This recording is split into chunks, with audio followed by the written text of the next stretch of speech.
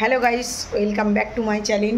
এখন রাত্রির 7:30 বাজে। এখন থেকে আমি একটা ব্লগ স্টার্ট করলাম। আপনারা সবাই কেমন আছেন? ভালো আছেন, সুস্থ আছেন? তো আমরাও ভালো আছি, সুস্থ আছি।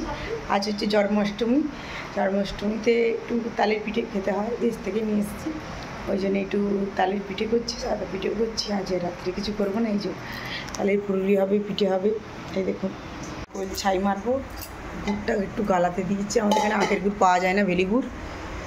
আর এটা ফুলুরি হবে, এটা আমার হাজব্যান্ড খায় না। তালের পিঠে সাই সাদা কুলি হবে,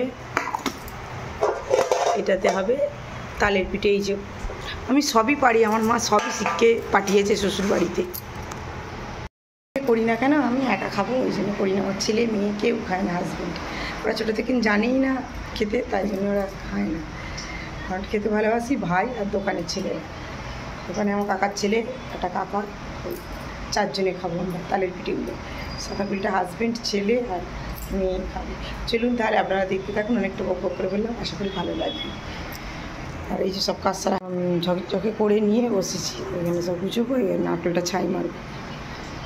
ছোটো করে ভিডিও দিচ্ছি, যদি ভালো লেগে থাকে কেউ কমেন্ট করে বলবেন, তাহলে আরও দিতে থাকবে। আমরা আবারও চলে এলাম আপনাদের সামনে। এই যে কিছুটা পিঠে, সাদা কুলি বানানো হয়েছে, এই দেখুন কিছুটা বানানো হয়েছে, ছেলে মেয়েরা খেয়েছে। আর এই যে ভাজা কুলি, সিদ্ধ কুলি আবার বসাবো বলে আপনাদেরকে একবার দেখাবো কেমন হয়েছে, আপনারা দেখে বলবেন। চলুন তাহলে আবারও আসছি, কিছুক্ষণ পর আপনাদের সামনে আসছি। আমার সব পিঠে রেডি করা হয়ে গেছে। আর এই ছেলে মেয়েকে খেতে দিচ্ছি। পিঠে, আলুর তরকারি সব করেছিলাম। এই যে পুলু পিঠে, পুরুলি, আলুর চচ্চড়ি, আর এই যে পিঠে আছে, আর এই যে কিছুটা এখানে আছে। ডিনারে এই শুকনো পাকনাই হবে। যে না বেশি পিঠে খেতে পারবে সে মুড়ি খাবে, সোজা কথা। আচ্ছা, আর ভাত টাত কিছু করি। চলুন তাহলে ভিডিওটা এখানেই শেষ করে দিচ্ছি। যদি ভালো লেগে থাকে লাইক, শেয়ার, কমেন্ট করবেন।